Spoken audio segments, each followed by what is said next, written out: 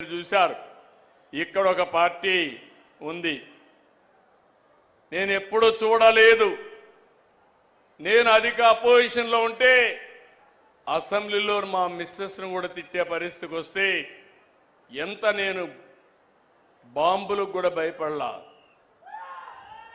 Claymore mines కూడా భయపడలేదు.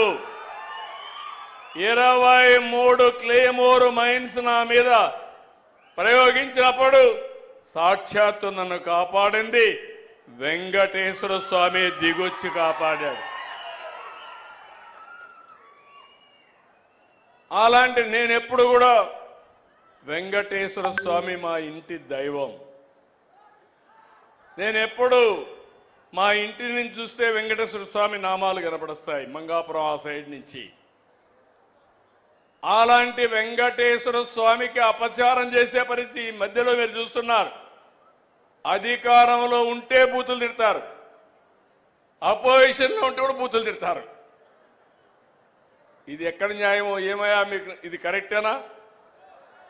మీకైతే కోపం రాదా? మీ తల్లిని తిడితే మీకు కోపం రాదా? మీ ఇంట్లో వాళ్ళని తిడితే మీకు కోపం రాదా?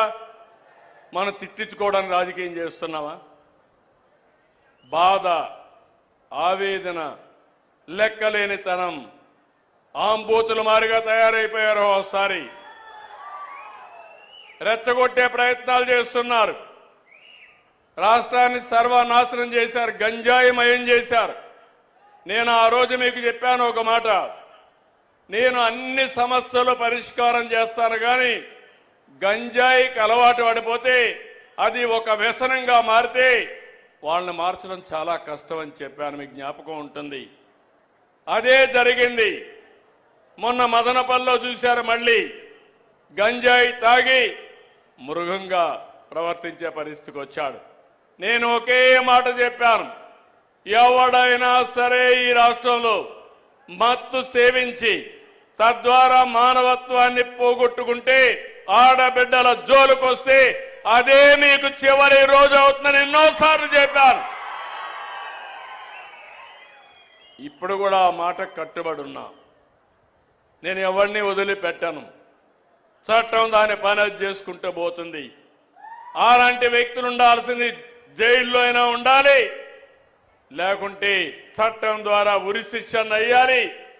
ఆ భయంతో ఎవరైతే ఈ తప్పులు చేశారో వాళ్లే అఘాయిత్యం చేసుకునే పరిస్థితి వస్తారు తప్ప ఎవరిని వదిలిపెట్టే పరిస్థితి ఉండదని మరొకసారి మీకు హామీ ఇస్తున్నా. నాకు ఒక వారసత్వంగా వచ్చింది మీరు చెప్పాలి, ప్రజలు ఆలోచించాలి. తిరుమల తిరుపతి దేవస్థానంలో ఒకప్పుడు మీరు తిరుపతికి పోయారు, 1924 పోయారా లేదా అని మిమ్మల్ని అడుగుతున్నా. నాసి రకం ప్రసాదాలు అవునా కాదా అని మిమ్మల్ని అడుగుతున్నా. అప్పుడు ఇచ్చిన లడ్డు మీరు తిన్నారా? 1924లో తెస్తే సువాసన వచ్చిందా? నెయ్యి వాసన వచ్చిందా అందులో? నేను అడుగుతున్నా ఒకే మాట.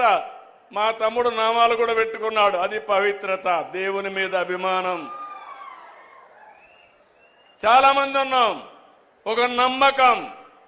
ఆ నమ్మకాన్ని, ఆ పవిత్రతను దెబ్బతీసే అధికారం ఎవరికీ లేదు. ఒక మసీదు కావచ్చు, ఒక చర్చ్ కావచ్చు, ఒక దేవాలయం కావచ్చు, ఆ పవిత్రత కాపాడే బాధ్యత తీసుకోవాలి.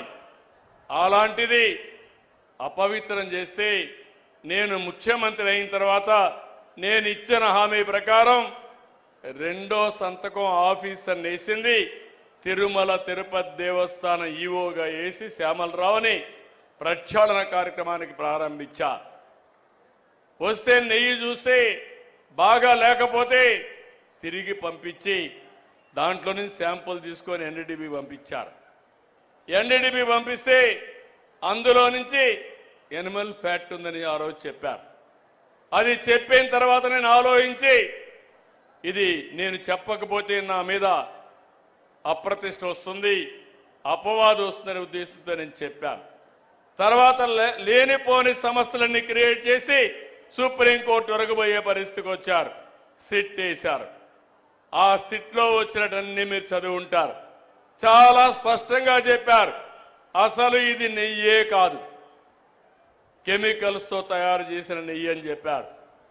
రాష్ట్ర ప్రభుత్వాన్ని కూడా యాక్షన్ తీసుకోమని అధికార యంత్రాంగం పైన ఒక రిపోర్ట్ పంపించారు.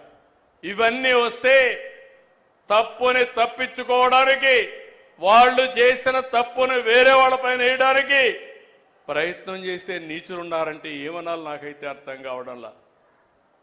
మీరందరూ ఒకసారి గుర్తుపెట్టుకోండి, ఆ రోజు నా మీద నేనే ముఖ్యమంత్రి, తెల్లవారు నిద్రలేశాను, వివేకానంద రెడ్డి మర్డర్, నిద్రలే చూస్తే టీవీ సాక్షిలో వేశారు.